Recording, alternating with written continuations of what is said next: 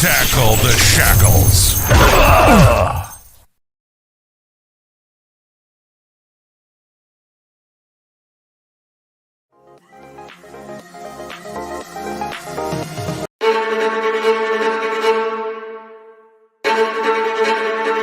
In the U.S., a staggering 2.2 million people are incarcerated.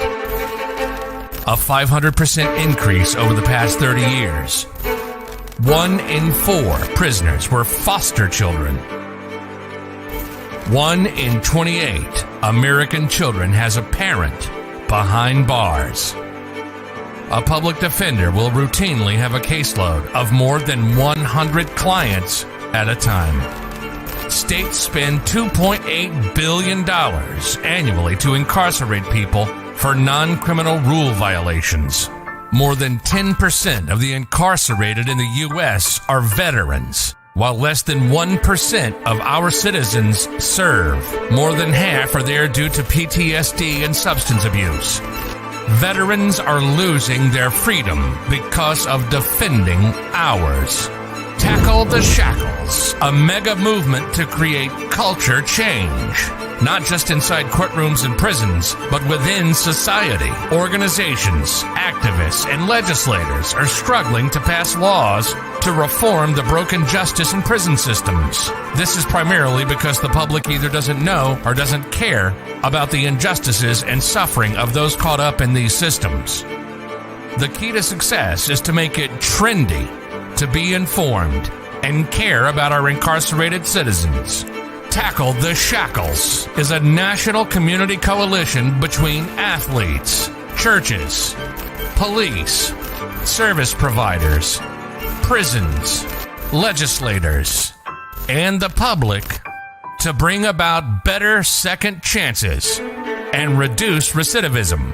The coalition also promotes criminal justice and prison reform to ensure fairness in courtrooms, reasonable sentences, and that prison time is rehabilitative instead of punitive. As our country is struggling to find answers to the shackles, issues of inequality, racism, and injustice, it is an ideal and critical time to implement the tackles, real solutions, and reform. Tackle the Shackles is the movement to unify our country and educate about the depth of the criminal justice issues as we reveal and implement solutions. Tackle the Shackles. Yes, this is Tackle the Shackles, out for live streaming live podcast. This is your host of the most high God. I'm telling you, we're ready. We stay ready. We are ready all the time. And we are ready in a moment, in a twinkling of an eye, kind of ready. And I'm telling you that God is going to show up and show out tonight. We are changing the narratives. For those of you that want to know more about Tackle the Shackles, we bring re-entry solutions to re-entry problems. We change the narrative. You hear so much about returning citizens, coming out of prison and going back to prison, and the revolving door. You hear about, it's always their mistake, their problem. It's a 60% recidivism rate. Why? There's some reasons why. It's going to take people like us to come in and tackle shackles. We are not want to be a part of the problem. We want to be a part of the solution. And tonight we have our family that's coming on here. I want to encourage you to come on because we're going to have an extremely insightful moment tonight. And before I go any further, I need to bring up my co-host, Mr. CJ. Come on up, CJ. What's up? Lee, my brother. What's going on with you? Good to see you tonight, man. Amen. Good to see you as well. God is good, man. And he's good even though the Atlanta Falcons lost. last night. I went to the game. You were there last night, right, Pastor? Yeah, I was there last night, man, and it was cool. I had one of the guys in the house that was in the reentry home that was hanging out with me there, and I mean, we were doing good. That most of that game, you know, and I really believe that one mistake lost the game. I think there were some other mistakes, but this one particular critical mistake that took place of just getting 1 yard. I mean, just 1 yard could have probably won that game. 1 yard. We lost it by 1 yard. But that's all right. Hey, Pastor, that'll preach, brother. That'll preach, man. Sometimes it's just one mistake and you out the game. One mistake. So, well, with the people that we deal with and we work with, they make mistakes. They don't make that 1 yard. They make a mistake. They call the wrong play in their lives. They make some bad choices, and they make some good choices. And we're here to encourage them to make the good choices, and don't let that mistake be a life sentence. You know, and that's where we are the buffer for that. We're gonna fight for our brothers and our sisters. We're not gonna throw them away. Jesus wouldn't have thrown them away, and we're here to support them. And I'm glad that, brother, we got somebody like you on the team. Yes. Hey, brother, Amen. and we have some amazing coaches that are with the team, right? Yes. And if you want to become a coach, a part of the team, definitely check out lifeempowermententerprises.com. Sign up to be a life coach. It will change your life. Empowering guys coming out of prison, man. That's something that is it's priceless, and it's needed. And like Pastor said, a lot of our guys, you know, they might not know how to call the right play, but if they have the right coach, they're gonna get that ball and make a touchdown, right? So I love it. I love it. Exactly. And you happen to be the head of the head coaches. You're there like the dean of students when it comes to our academy. Tell us more about how the academy works, man.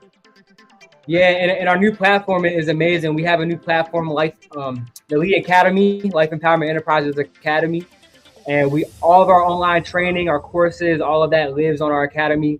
And we're creating a nationwide network of coaches that are talking about best practices, keeping that heart of servant, and how to move forward and impact this space and impact these communities. So yeah, definitely check out Life Empowerment Enterprises, LeeRobbins.com for more information. And definitely check out TackleTheShackles.org and get plugged in. We're doing a lot of great things. A lot of great things happening. Amen. And that when the Lord put it in my heart over 14 years ago to establish Life Empowerment Enterprises, we had those coaches in mind, and we didn't know that we were going to be one of the front runners when it comes to reentry coaches, life coaches. But we knew that God told us to speak life to them dry bones. And then speak life to the four winds, to speak life to those dry bones. And here we are. Here we are, brother.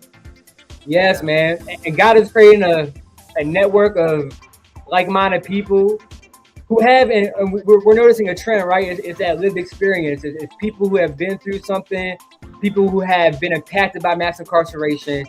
You know, come on. These people are raising up to the forefront. And we're saying, hey, we're not waiting on the government, the city. We're not waiting on nobody to do this work. If they're not going to do it, we're going to step in and we're going to take flag. Come on. We've seen a lot of that. And our guest tonight, he is the epitome of that, I would say. And a lot of you guys might even know him. But he's doing a lot of great work. I actually met him last year on tour with Maverick City. We stopped in New York, and he had a Rikers plug, and we actually got an opportunity to take Maverick City into Rikers Island and do an event in there with Kirk Franklin, and just just party with the ladies and the residents that were in that facility, and it was just an amazing event. And he also was with us in Las Vegas. We did an event where we actually took guys that just got out of prison. We brought them on stage in Las Vegas at this huge arena, and we actually did an event where we reunified them with their kids, and we had their kids there backstage, and we had this big family event. And our guest tonight was a part of that whole process. He's going to share a story tonight. He actually lost his brother to, I guess you could say, the justice system, but it's not justice, right? But he lost his brother to the system, to that process, and he has dedicated his life to advocating for men just like his brother. This guy is very big on my heart. I'm on the board of directors for his nonprofit that he started. He also is the founder of Shut Down Rikers. He's the founder of the Browder Foundation. He's part of amazing work all over New York. And he also is a visionary for a docuseries called The Khalif Browder Story, The Khalif Browder Story. So we'll encourage everybody to check that out at the end. But without further ado, I want to invite my brother, my friend, my partner, Mr. Akeem Browder tonight, guys. Welcome, Akeem Browder. Come on, everybody. How's it going, everyone?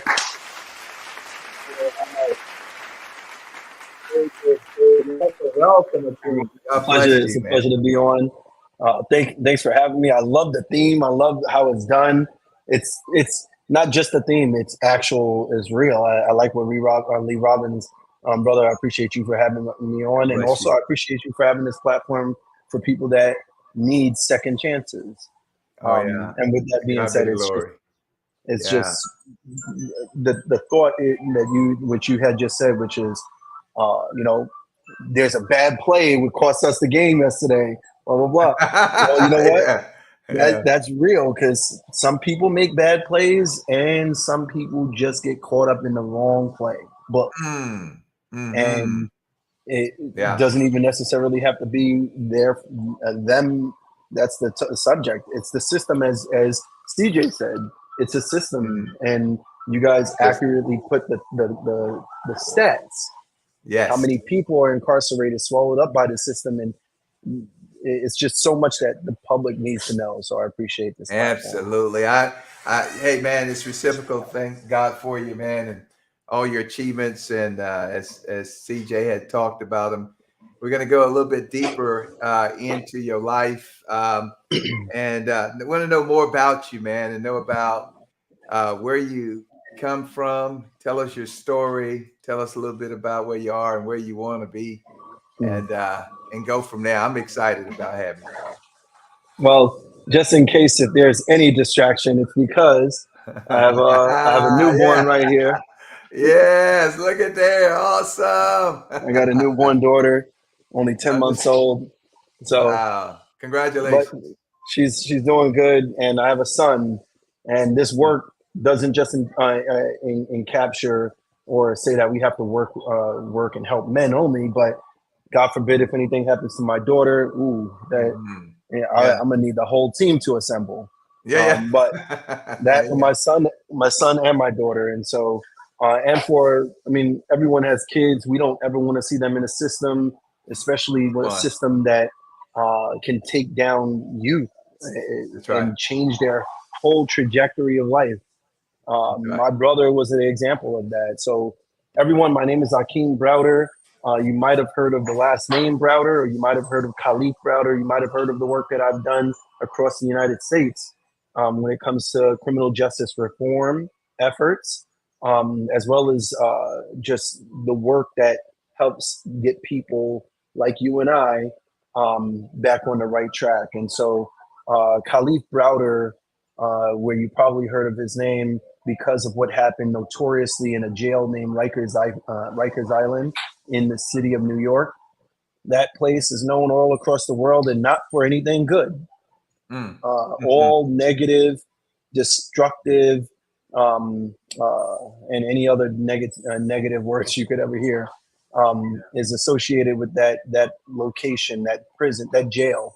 And actually, I had a good experience when we when we did a concert at Rikers with CJ and the whole Maverick City Records, and that was just one of many cities that we were going to. But yet, at the same time, Khalif was in that location in Rikers Island at the building that we went to do the concert, and he wasn't there in the flesh.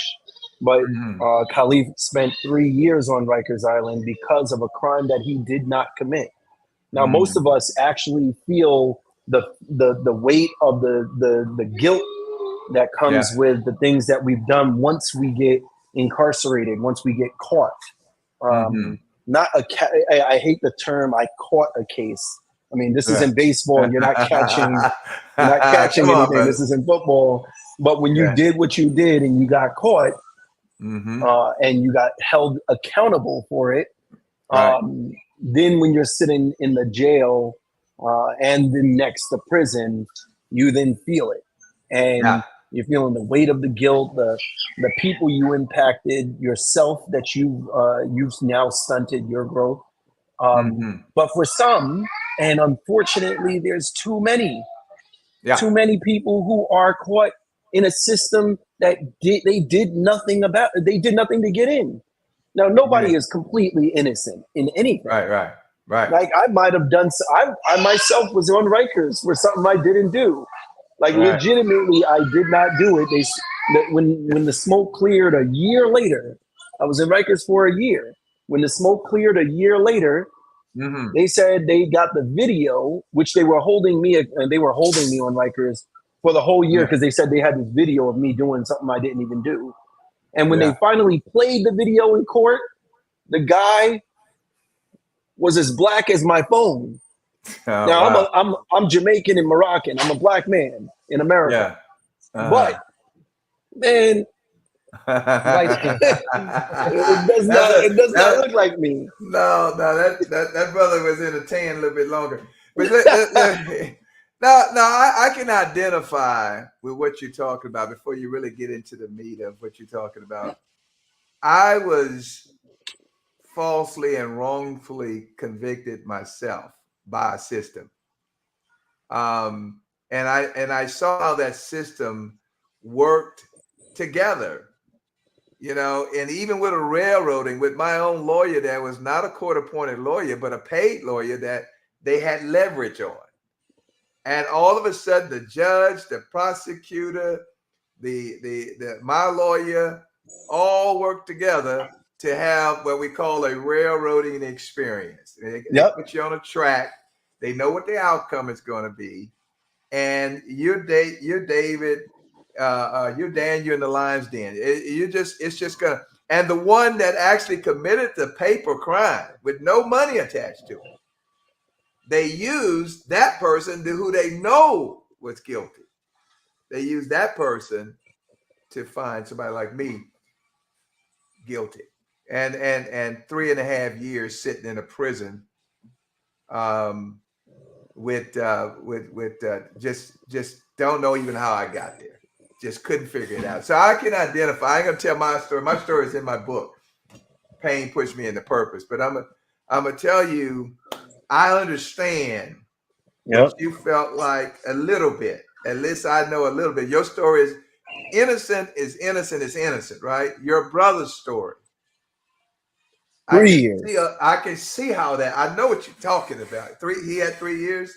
Khalif did 3 years in Rikers. Right. 2 of those years were in solitary confinement. Oh my God. And he was 16 years old.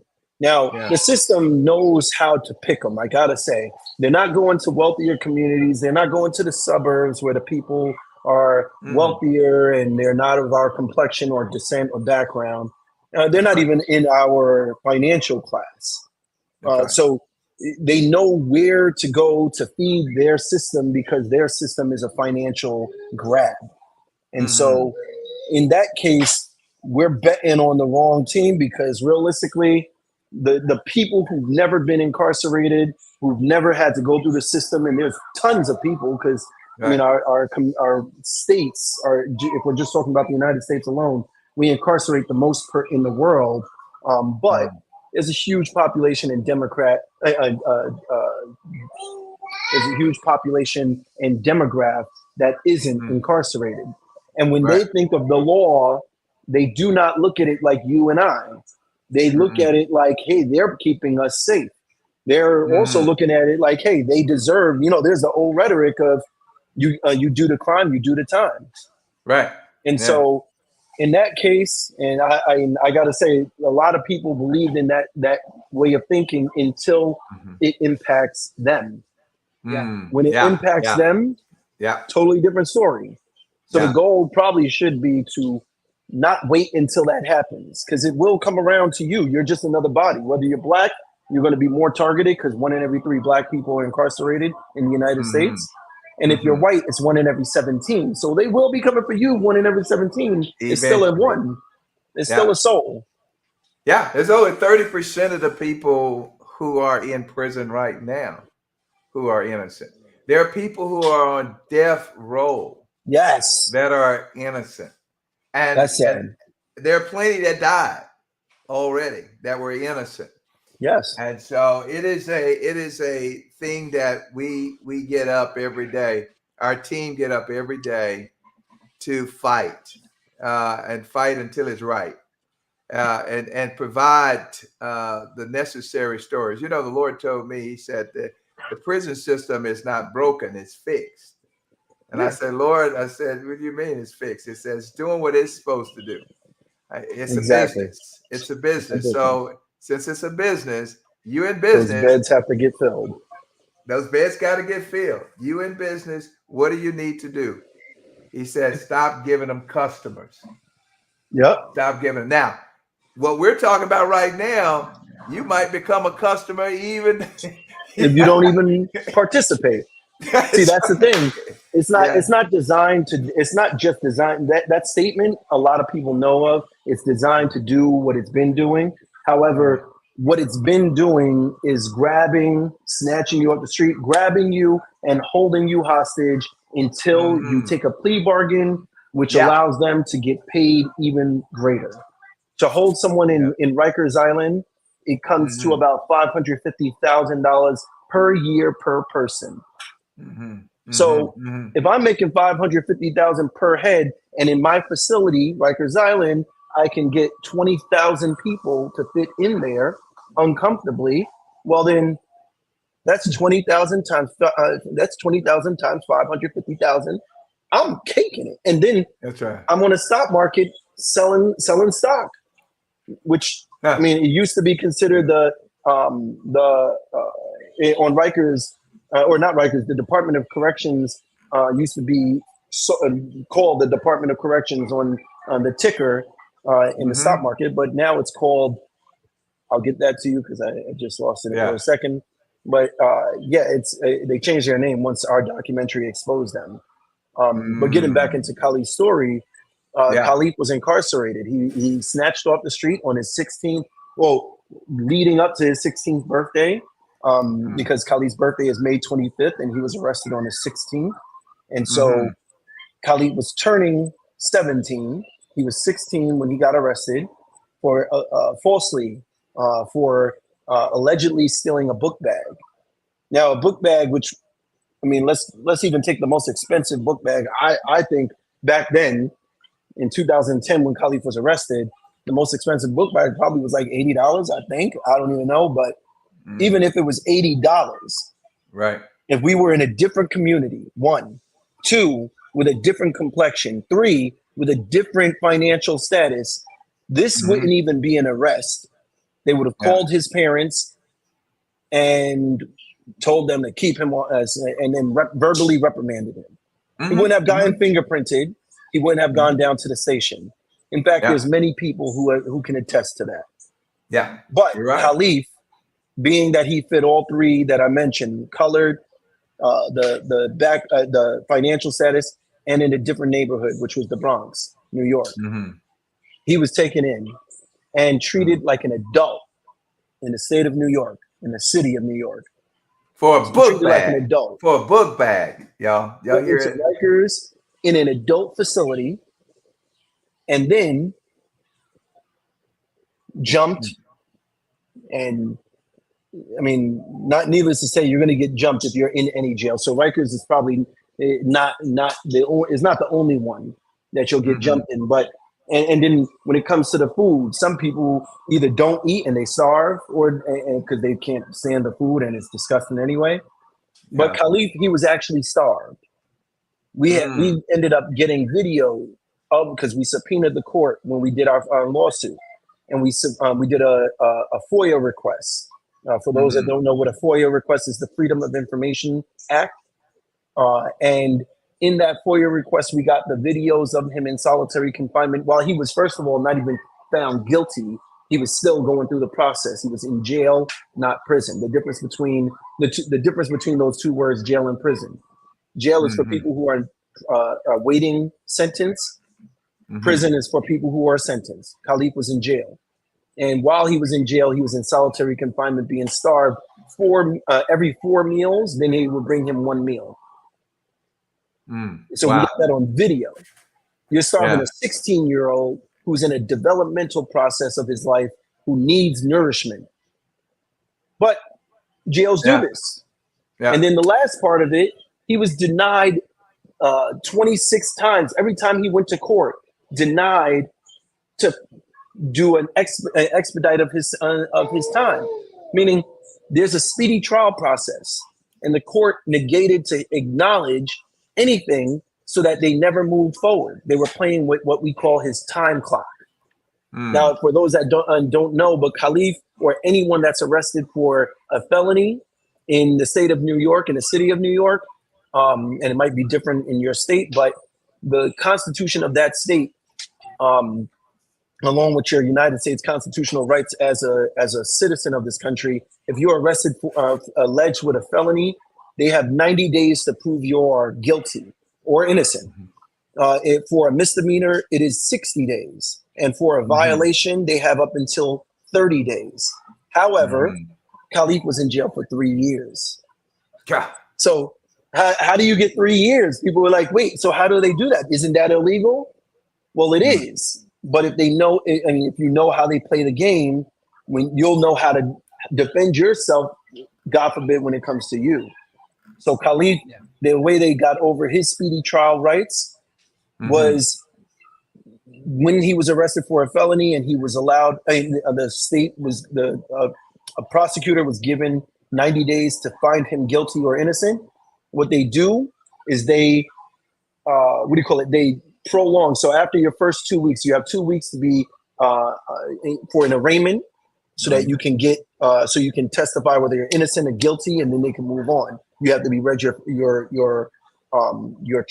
charges, and then from there they can proceed and you plead innocent or guilty. So from there, the 2 weeks is already 14 days that they lost. At the most, they try and do it faster, but whatever, they have up until 14 days. Now, on that day that they have that arraignment and they read you your charges and you say you're not guilty, from that day on, your time is counting, but the judge sets a date for you to come back. If it's a month later, 2 months later, that's time that's counted. The prosecutor weighs the ability to try you right then and there because he says, I'm not ready. So if they're not ready, the time is counted to them. Yeah. But if they're ready, then that means, hey, we're ready to go to trial. No more need to count the clock. Right. But they say they're not ready. The judge then says 30 days, you better come back with something.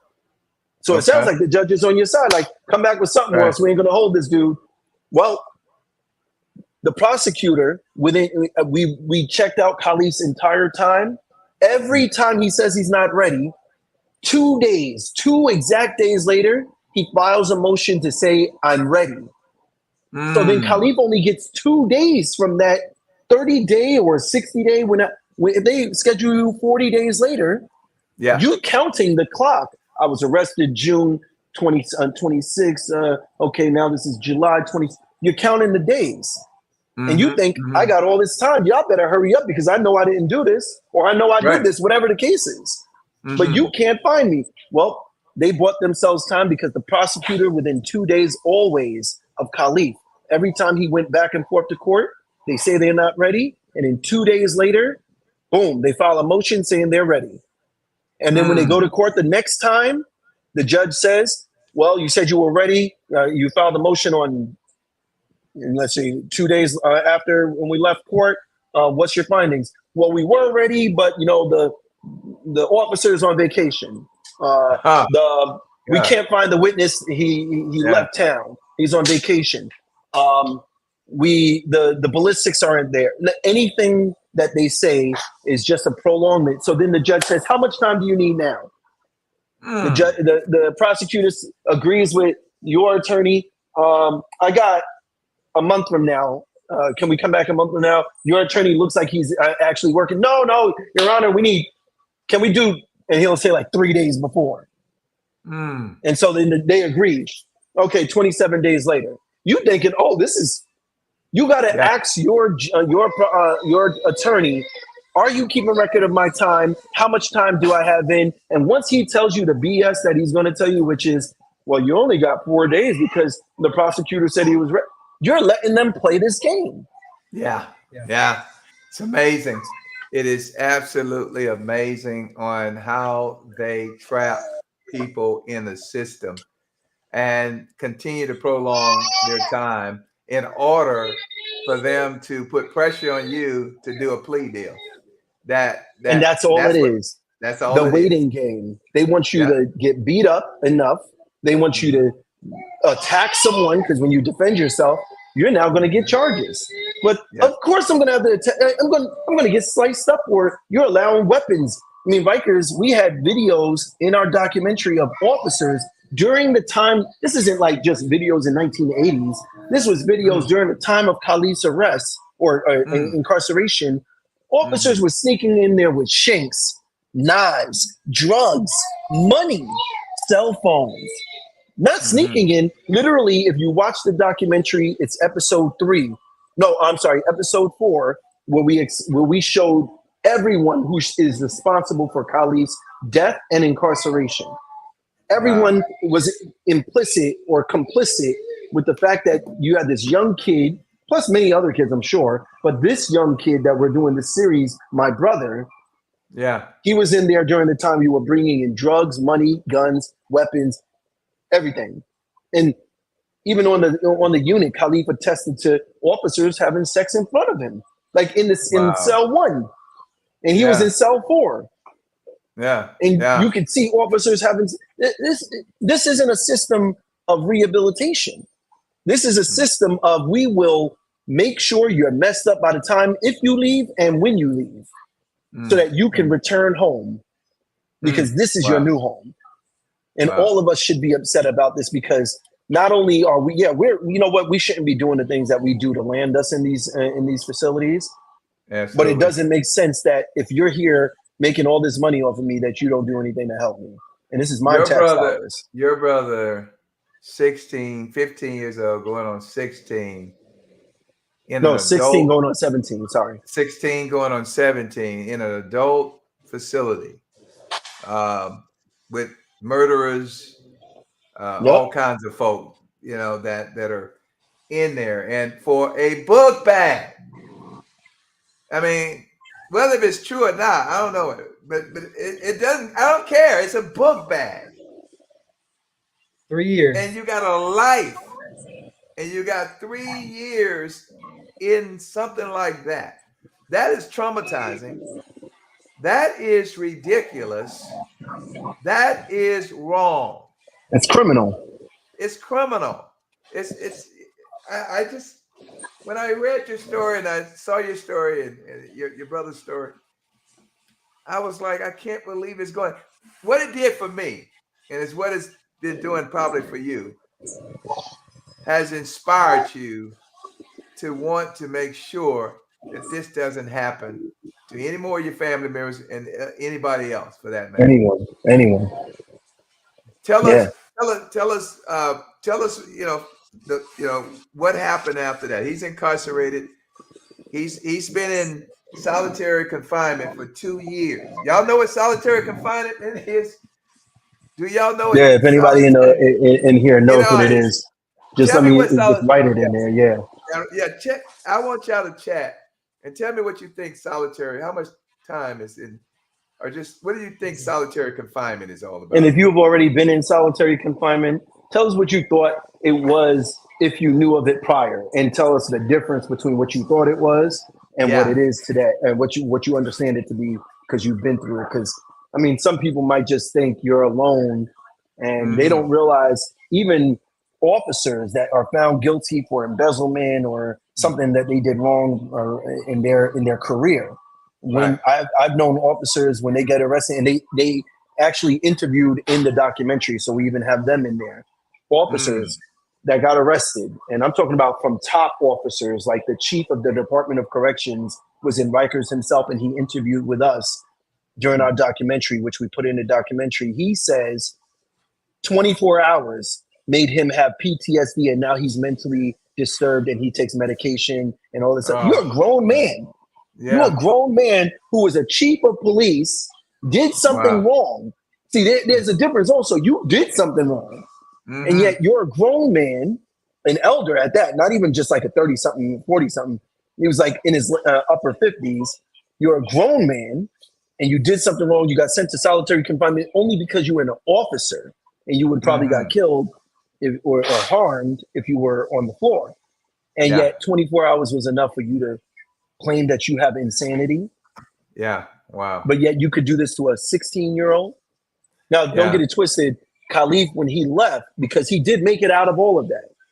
He did make it out of the 3 years, because at the end of the 3 years, they didn't just open up the door and say, you know what? I'm tired of you holding this 16-year-old. We got to let him go. They didn't say, you know what? We don't have enough evidence. You got to let him go.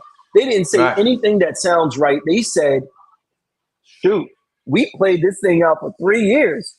If we hold them even 24 hours more, we're going to have a constitutional violation Oh wow. of the utmost. And so they just called him on a random day to come to court. It wasn't a scheduled court visit. They called him on a random day that me and my mom had no idea he was even going to court. So they brought him to the court in Manhattan, in the Bronx, and no family member knew to even be there to receive him when he came home. And so we didn't even know he was coming home. So I get a call from Khalif from a payphone. Yeah. And Khalif calls me and says, I just tried calling mommy. I don't know why she's not picking up, but Akeem, can you come pick me up? I'm like, pick you up? Yeah. Yo, did you escape? No lie. I was like, Khalif, what are you talking about? Did you escape? And he's like, no, they let me out. I'm like, where are you? He told me Grand Concourse, blah, blah, blah. I'm like, what? I got out of work, rushed down there, picked him up. I called my mom while he's in my car, sitting in my passenger seat that he hasn't done in over 3 years or 3 years. And now I'm driving with my brother, and this boy is just looking. There's periods of time where I'm trying to talk to him, and he's just staring dead forward. Wow. Like as though he's still there. Yeah. But then let's snap out of let's talk about that. Okay. Let's talk about somebody just put in there solitary confinement. I want you to read that, and then I want you to tell us, add to this or whatever, even more detail what your brother experienced in solitary confinement. And then we go back where you left off. Don't forget that, please. Keep so going. Can you tell me that one more time? Okay. Just going to read this out. This is somebody Joseph said. Oh, yes. Solitary confinement can be used to break someone mentally. If you're not strong-minded or have a connection with God, then it can be detrimental to a person's sanity, most definitely. That, Joseph, thank you for sharing that. Thank you for that is true. That's part of what solitary confinement is really targeted to do in a lot of cases. There's some details about what happens when you are in solitary confinement, and that is whether it's intentional goal or it's just a goal that have as a result of being in solitary confinement. Okay, that's true. But talk about there's more to that. There's more to that solitary. How many hours did somebody in solitary confinement, and how many days did your brother spend there? So Khalif spent 23 hours. They say 23 hours a day, 7 days a week, and yet there's days. Obviously, they have a requirement that they say they have to let them out 1 hour a day. First of all, who in the world, you live in a life where you're out and you're free with your parents or yourself, and you are already punished, which is the goal of jail, to punish you, to separate you from society because you were either deemed a threat or you weren't safe or whatever. But the punishment is that you're separated from society, your norms, your house, your bed, your food, your community, your job, everything, so that you can feel it, that you were separated. But yet the added benefit is that I can torture you, meaning I could even separate you even further from human beings, period, where you're touching a cylinder wall or concrete walls, and you're in there with some solitary confinement cells have no windows, some do, but those windows are not allowed to open for you to get fresh air. Some of them that I've seen don't even open, and if they do open, the knob is usually broke anyway. They're not the best of conditions. But the reason why it's designed the way it is, this is done purposely, tortuously, for a reason. They want to separate you from your senses, your sight, sound, taste, touch, and hearing. Come on. Now, all I have to do is put you in a cell with, it deprives you of all your sensatory functions. And then you will then start, because your brain is used to hearing, seeing, touching, tasting, and feeling the things that you did in your life, all your life, it will conjure up these senses of hearing, sight, vision, taste. So that's why people will then talk to themselves, because we need something to bounce off our own auditory hearing. We need something to feel. And when you touch cold brick cylinder walls, it's cold and hard, so it desensitizes. And so everything is a planned out attack against your senses to deprive you. And now your body starts, your mind is under attack. And it will make up these things to make up for the loss. You ever heard of a person who's blind? Their hearing becomes exceptional because it's now trying to make up for the fact that I still have other senses I can work with. So I'm going to enhance those and focus. But when you have nothing that your brain can focus on any of those senses, well, then now it has to make up its own. And at that point, your brain is taking damage. And so Khalif took damage consistently for two years. Wow. 2 years. 2 years. 23 hours locked down where your senses are locked down too. When you're not, one of our people there says humans, here it is, humans were not meant to be alone. True. And for us to, so it's punitive. Prison is for there has been established to punish. It should not be punitive. It should be rehabilitative, right? It should be about redemption. But in this case, what is he being redeemed from? What is he? What was he being redeemed from? And even for anyone else that is and say they are guilty and they say they're guilty, they accept it. The fact that you're away is the punishment. Let's not forget, there is a punishment that is established when you're taken away from your norm. And if that's what it takes for you to miss your norm and do better, well, then we have to give you reason and training to want to go back to it and be healthier. But they didn't. They left out all of the rehabilitative portion of why they started. So there's a thing why they started incarceration, and it consists of, I think it's like an acronym, it's 7 R's or something like that. Rehabilitation was one of them that they never expounded on. But retribution, I don't know if it's all R's, but retribution and punishment are definitely the two that, and to keep the community safe are the only ones they did. When it comes to rehabilitation, they just dropped it. You can't even get an education in almost any jail. I mean, any jail. They say that if you're underage, you're supposed to go to school. What kind of school you going to, and you got handcuffs on to the table, and you're not allowed to work with pencils because they say they fear that you might stab someone, which might be the case, but find another way. This isn't education. Well, tell us, Akeem. Okay, right when you were in the car with your brother, you noticed him just staring into the. What? Tell us from there. What was going on?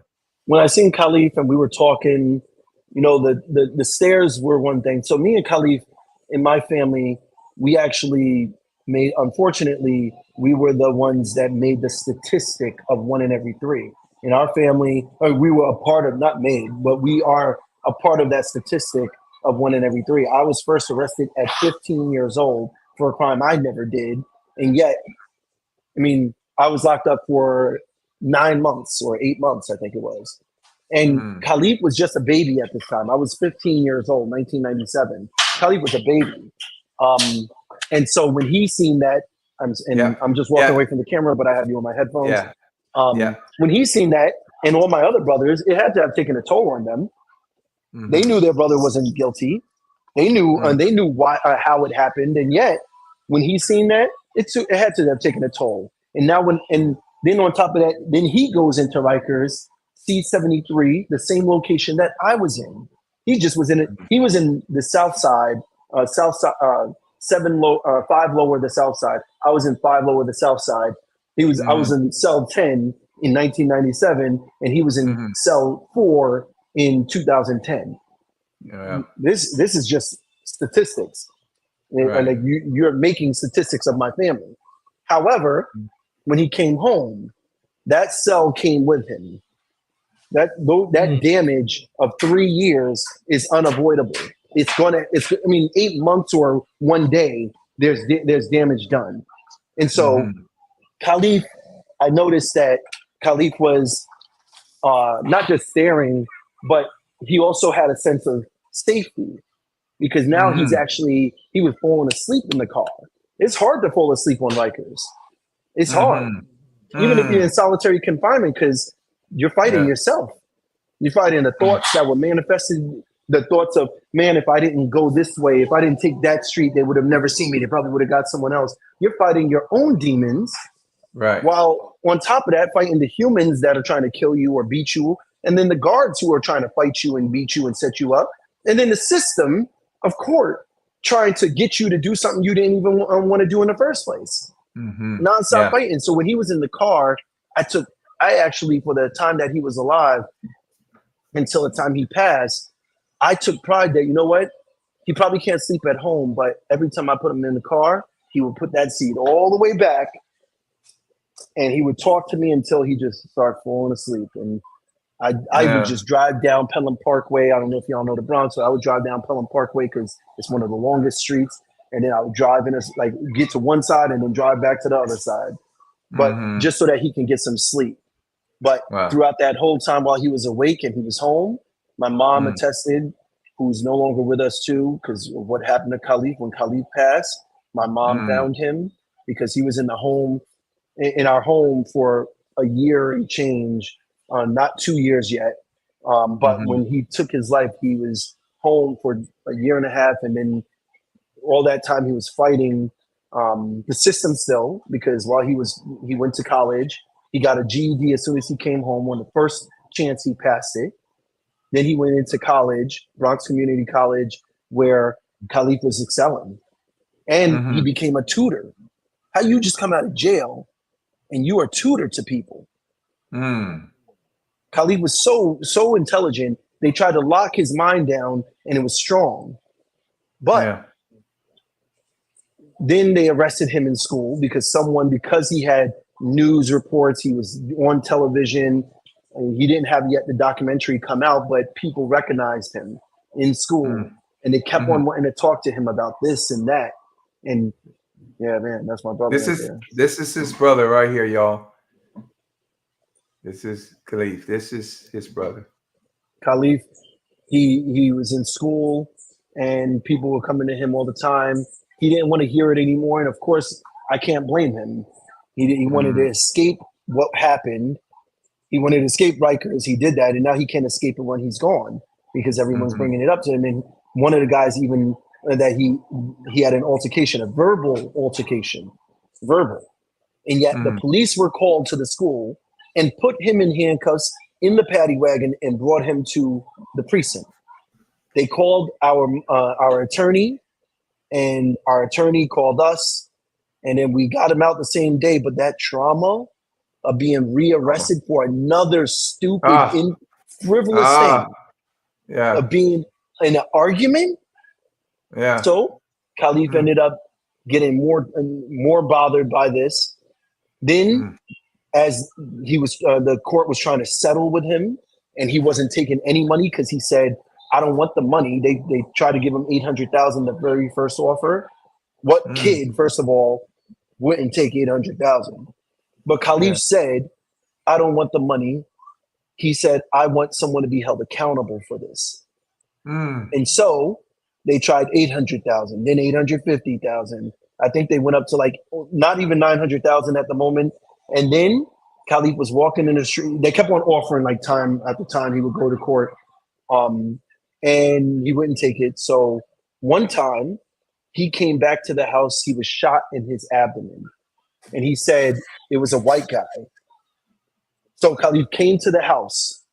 And it's important that he said it was a white man because our community, we don't have any whites in our neighborhood. Like, you don't really see any whites. Like, the only white, he's really Puerto Rican. But he said it was a white guy that shot him. That sounds like a cop. At least what he was trying to say. But he was shot, and he tried to hold it down so my mom didn't panic. And he's dripping blood, and he's like, "I'm going to go upstairs and sleep it off." So he tried to go upstairs, and I'm like, "No, what?" So then we rushed, called the ambulance, and he's in the hospital. But for the fact that he got shot coming home and then said what he said, he's now in the hospital with a gunshot wound. And when I get to the hospital, because I had to calm my mom down, the ambulance came, had to calm her down. When we get to the hospital, I rush up into the room. I just asked the person, like, where, on what location. They told me what floor. I went there. He was in the ICU. I get there and I hear him. They're saying, "Oh, you can't be back here." And they try to hush me away. And then out of nowhere, I hear, "Akeem, Akeem." And that's my brother. I pushed him out my way, ran to where I heard him. They had him in handcuffs to the bed. Wow. Handcuffed to the bed. He's a victim. But he's handcuffed to the bed. I screamed at them, everything, "Get these handcuffs off," and blah, blah, blah. And they tell me he came in with no ID, so they didn't know who he was, but they had a record for him and thought that he was supposed to be incarcerated. He was supposed to be locked up.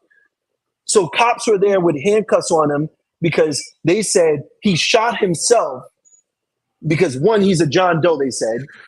Two, he shot himself and they were going to question him. Meanwhile, this dude got a gunshot wound. And he shot himself. Yo, this system is corrupt. Yeah. And it was a black man sitting at the bed doing this. And I'm like, oh my God, this is insane. That's just cover up stuff too.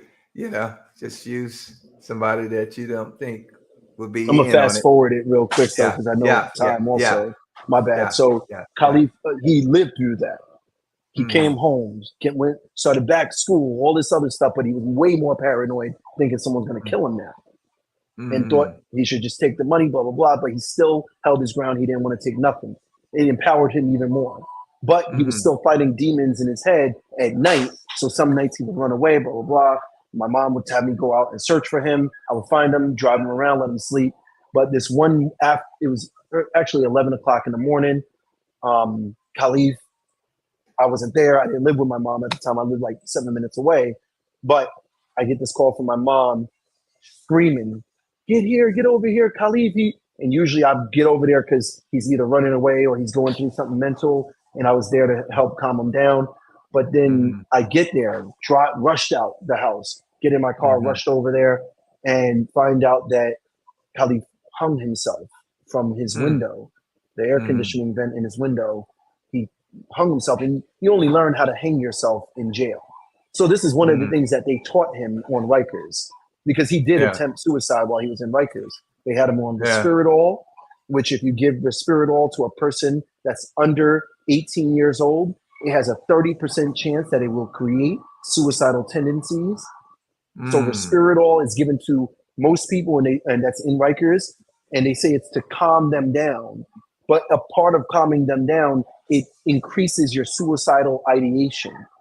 And so by 30%, if it's a person under the age of 18 years old, and Khalif was under the age of 18, and they know the stats. And so when they gave it to him, and he attempted suicide 6 times while on Rikers. So why you keep on giving this to him? Yeah. But when he came home, they still prescribed this to him. And I told him, hell no. Excuse me, sorry. No, I got you. He ended up still remembering what he tried there and did it successfully. But my mom found him because he hung himself in the window, and my mom's window was right below. So when she came outside, she tried to hold up his legs, but she couldn't obviously reach the top where he cut him. So she had to cut him down. My mom ended up having a heart attack shortly after and dying as well. Man. Oh, God. We lost 2 people to an innocent, from an innocent allegation, even if it was a real allegation that he did steal a book bag.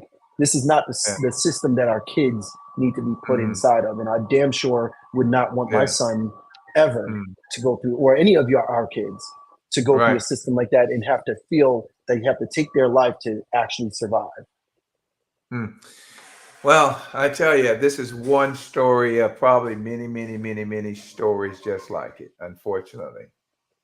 And we are listen, church, we got to do more than just go to church. We got to be the church and take the church to the people, and to the system, because there is a system. We were talking about it earlier before coming on. We were talking about there's only we over here talking about Democrats and Republicans and Christians, taking one side or the other side. There's only 2 kingdoms in this world. That's the kingdom of darkness and the kingdom of light. And it's in a system. It's in a system.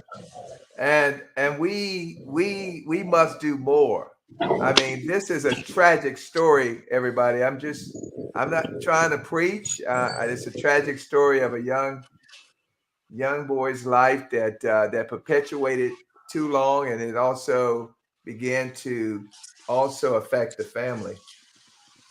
How many know that? Go ahead, CJ. Yeah. Now I was gonna add, like to Akeem's point, that those statistics are crazy. 1 in 3, in the Black community, 1 in 17 in the white community. But even if you're not that one in that statistic, as Akeem has shared in his story, you're still affected by it, right?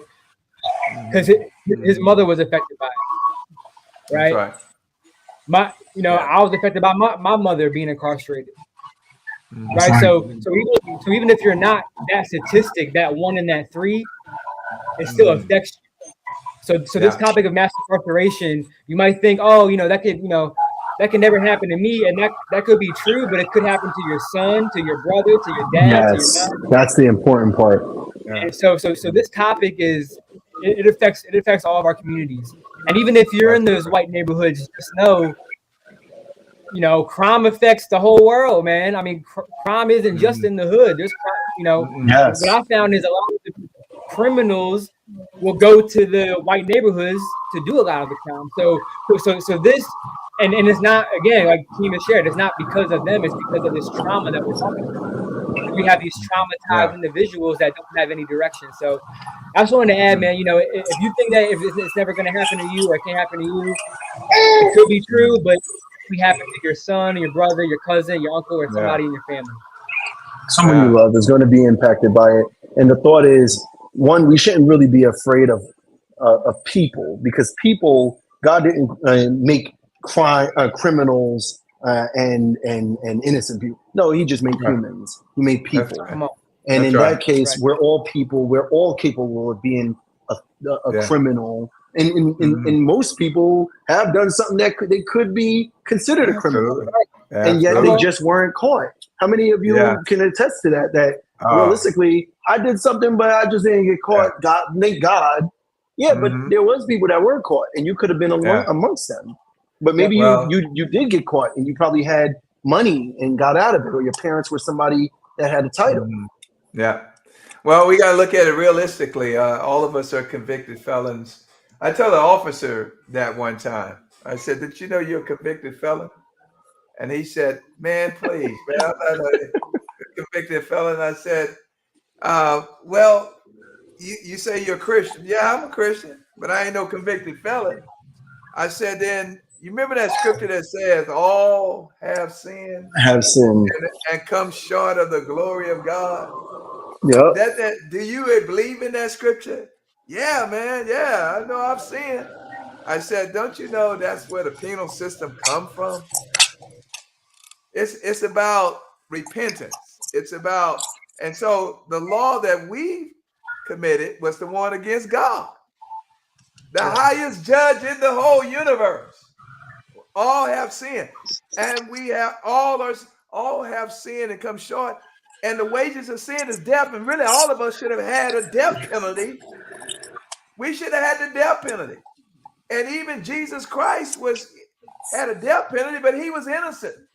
Mm-hmm.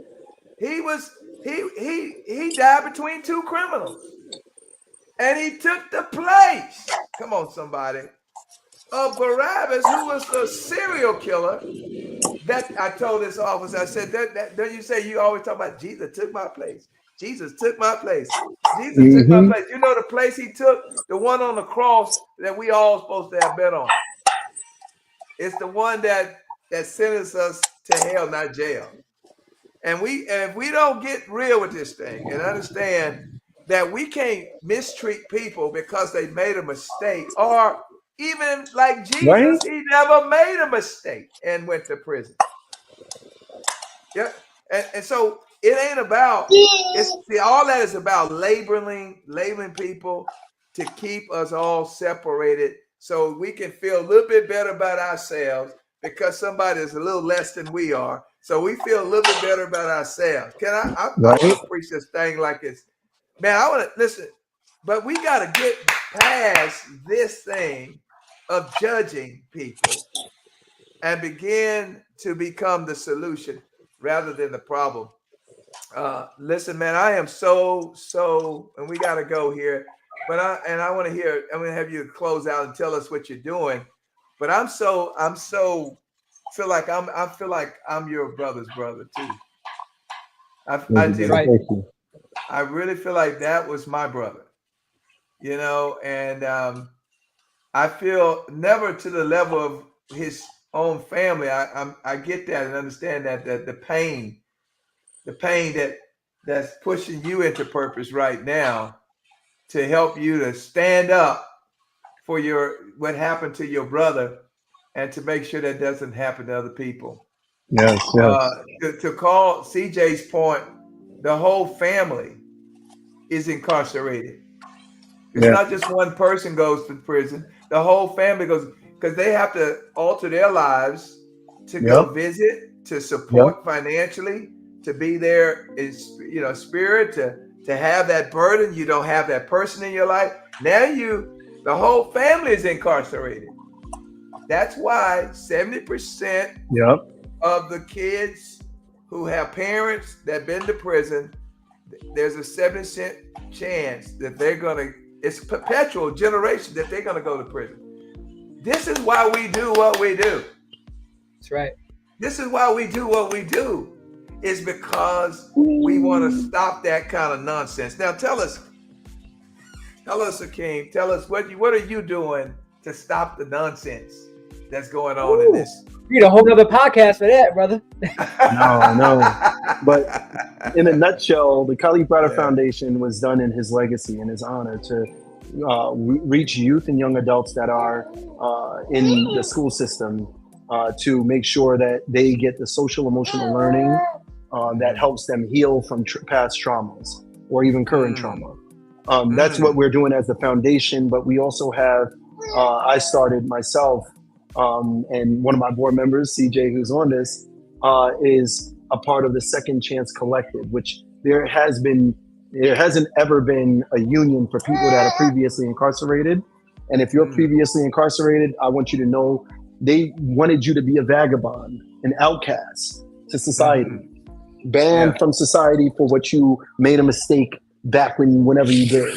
But if you are off of supervision and you still obviously have these restrictions, if you are a part of the Second Chance Collective, which is a protected class citizenry, because we're a union for people that are previously incarcerated, we want you to be a part of us and enjoy the privileges of being back with society, but those that know you best. Love it. That is awesome. That is awesome. And then even get their rights, voting rights back, and get all the things. Advocate for everything. Absolutely. I love it. I love it. Beautiful child you have there. Akeem, I want to ask real quick. Can you let our audience know where they can watch Time at?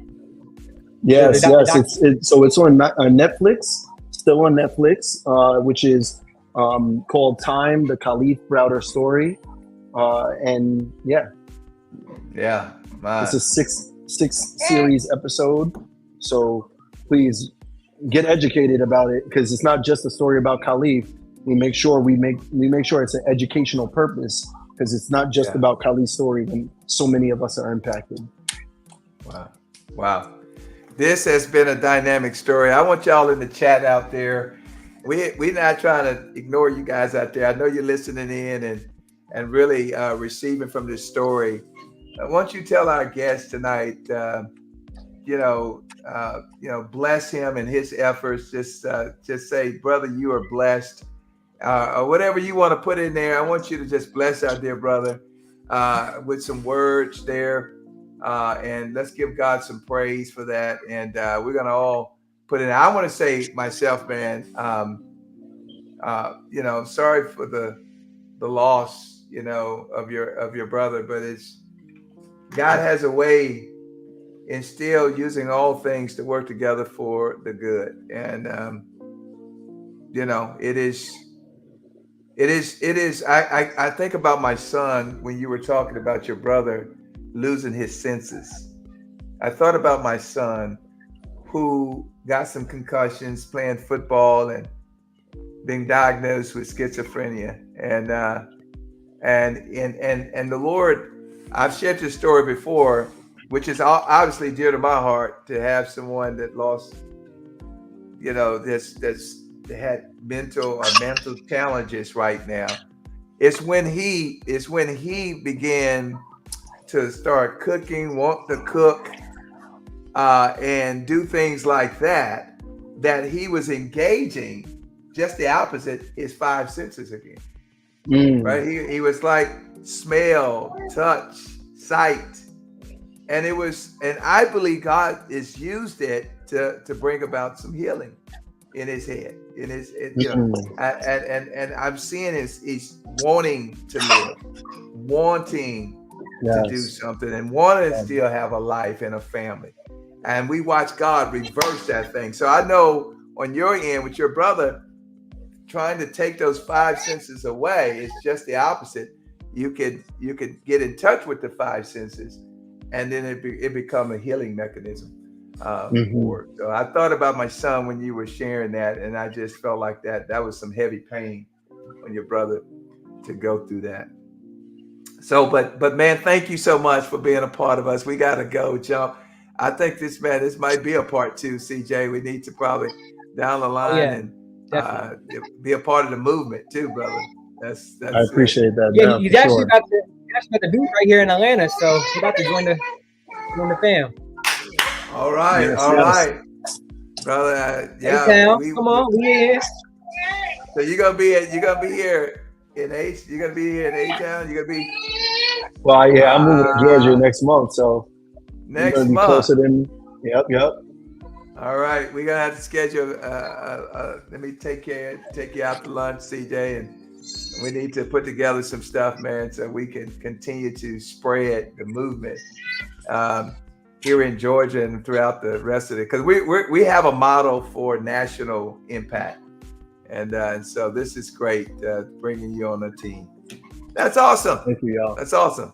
Well, CJ, I want to ask you, thank you so much for having our guests. I want to ask you, like I've done before, to close us out. And if there are no other final words by Khalif, I know he's got his hands busy there. Yeah, she's trying to get active. Yeah, you got the duties tonight, or is this just? Oh no, I'm a father 24/7, and I got a son and a daughter. Oh my God! Me and my wife share the responsibilities. All right, brother. You know what, y'all? I also run a group called Faith, Fathers Alive in the Hood. And we're just a fatherhood group to make sure men understand that they're important and they play an important role in their child, or even if it's not their child, whether it's adopted or even a youth in the street that looks up to you. You have that kind of impact, and that's what God has us here as teachers to our youth, and we should use that opportunity to always teach, but that means we have to learn. So we operate Faith. I love it, man. That's a collab. I can see CJ working with Tackle the Shackles and Jay that's on here as well with Torn Pages. That's a collaboration with that kind of thing where we're working with our men to work with our young people. That is important. Awesome. CJ, there's nothing else. I'm going to let you have the final words here and close us out in a word of prayer, brother. Awesome. Yeah, I just want to thank Akeem again, man. Thanks for coming tonight, being transparent, sharing your story. Your story hits me different. My mother was in Rikers most of my life, most of my family's lives. So, Rikers hits me in a very soft spot in my heart. And I know it does for you too, man. So it's an honor to just serve you and serve alongside you, brother. Thank you. Yes, man. And just bless him, Lord. Bless Akeem, bless his family, bless his beautiful daughter, his wife, his son, Father God. Keep him safe, keep him just protected in your love, Lord.